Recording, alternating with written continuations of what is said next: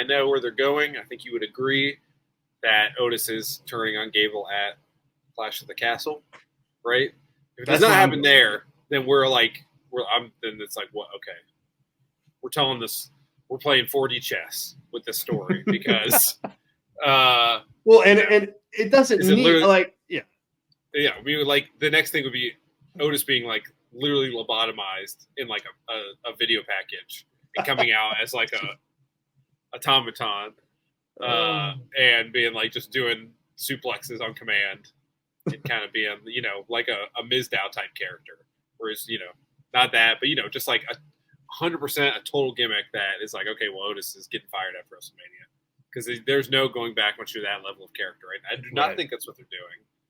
But yeah, I mean, this is like the third legit time you thought that turn could have happened.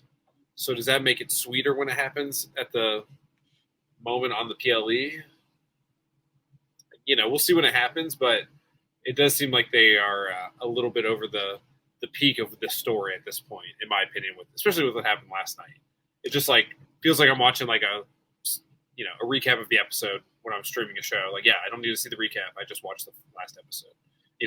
I'm binging this. So that's kind of what this feels like. Of like, hey, so it's not working great for me, but I do think also with the totality of that show, and we'll wait till next week to preview that, it might be good to get a big crowd pop for something like that, because I think there's going to be some not happy crowd moments in that show from a on purpose standpoint. So it might be a good, like, feel good moment that you need on that show.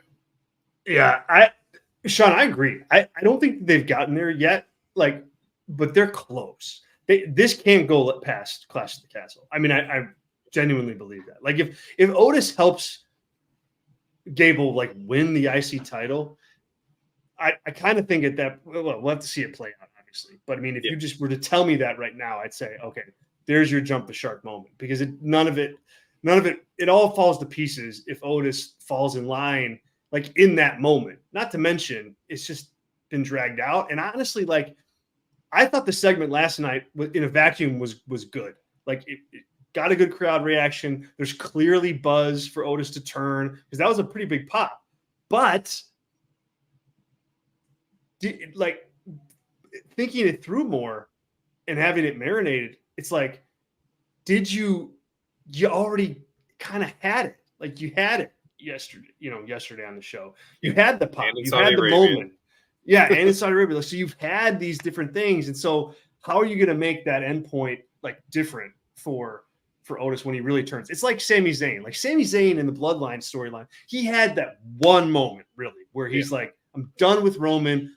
Bam, chair shot. Everybody gets to go crazy, lose their minds, and now you go. So we'll have to see what the appetite is in the crowd. But I last night watching it, I'm like, that's good. But did they just play a card there that they didn't really need to yet? That's the one you wanted to keep in your hand until you're ready to hit go on this thing. So we'll see. We'll see what it is. But I'm with you, Sean. Is there some world where Otis obeys Gable and does the running clothesline on Sammy, and then Gable's like, yeah, you did it, and then with all the same hesitation, and then Otis immediately turns around and does the same thing to Gable and walks out of there because he's done with both of them, trying to tell him what to do, and he's learned from Gable, and is that a heel character at that point? Or does he take out Gable first and then take out Sammy? I think it's who he takes out last is his character, and that's I'm back on board big time of hey, I didn't think it was going to happen. And if he takes out Gable and then Sammy's good job, brother. And he's then takes him out and is no, F both of you. You both unlock something in me of what I have to do to win in this company. And then he beats Sammy for the Intercontinental title as a heel. That's interesting. More so than him going for the Money in the Bank as the other baby face with Jey Uso in that match, right? Because he's already won it, and he gave it away? I forget how he lost that. He lost it in a trial. You remember that? Yes, that's how he lost the thing. He lost it in a fake court, Miz. Oh my god, yeah. It was one of the. It's a pandemic, skits that they did. So Vince, oh my god. Oh god, it was so terrible. Yeah. So, whatever. That could be there too. But I think like that might be interesting. If you really want to add depth to this character of like he kind of absorbed knowledge from both of them and is going his own path. But that's better. Like if I'm him, that's what I want because that's a more interesting character who might have a longer track, like just tenure in the company than a guy who's like, okay, now you're Ricochet level babyface on your own, and good luck to you.